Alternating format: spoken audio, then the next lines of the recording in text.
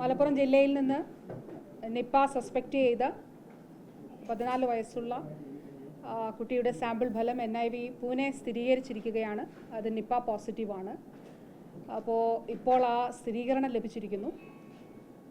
അപ്പോൾ തീർച്ചയായിട്ടും ഇനി ഇതിനനുസരിച്ചിട്ടുള്ള, ഞാൻ നേരത്തെ മീറ്റിങ്ങിന് ശേഷം സൂചിപ്പിച്ചതുപോലെ, ഇതിനനുസരിച്ചിട്ടുള്ള നടപടിക്രമങ്ങൾ, പ്രത്യേകിച്ച് കോൺടാക്ട് ട്രേസിംഗ് വളരെ പ്രധാനപ്പെട്ടതാണ്.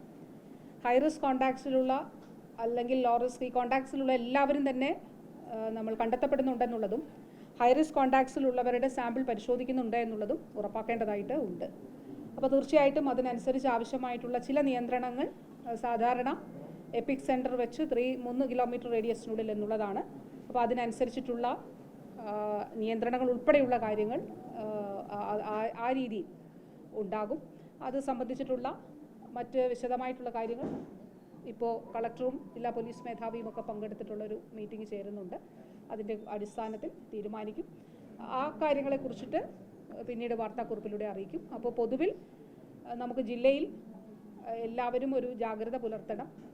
മാസ്ക് ധരിക്കണം, പുറത്തിറങ്ങുമ്പോൾ മാസ്ക് ധരിക്കണം എന്നുള്ളതും, ഹോസ്പിറ്റലുകൾ പരമാവധി സന്ദർശിക്കാതെ ഇരിക്കുക. ഹോസ്പിറ്റലിൽ രോഗമായി കിടക്കുന്ന നമ്മുടെ ബന്ധുക്കളെ, സുഹൃത്തുക്കളെയൊക്കെ സന്ദർശിക്കാൻ ഈ ഒരു സമയം അതിനുപയോഗിക്കാതെ ഇരിക്കുക. ഹോസ്പിറ്റലിൽ ആവശ്യമുള്ളവർ മാത്രം പോവുക. ഹോസ്പിറ്റലുകളിൽ ആരോഗ്യ പ്രവർത്തകർ ഇൻഫെക്ഷൻ കൺട്രോൾ പ്രോട്ടോകോൾ പാലിക്കണം എന്നുള്ളതാണ്.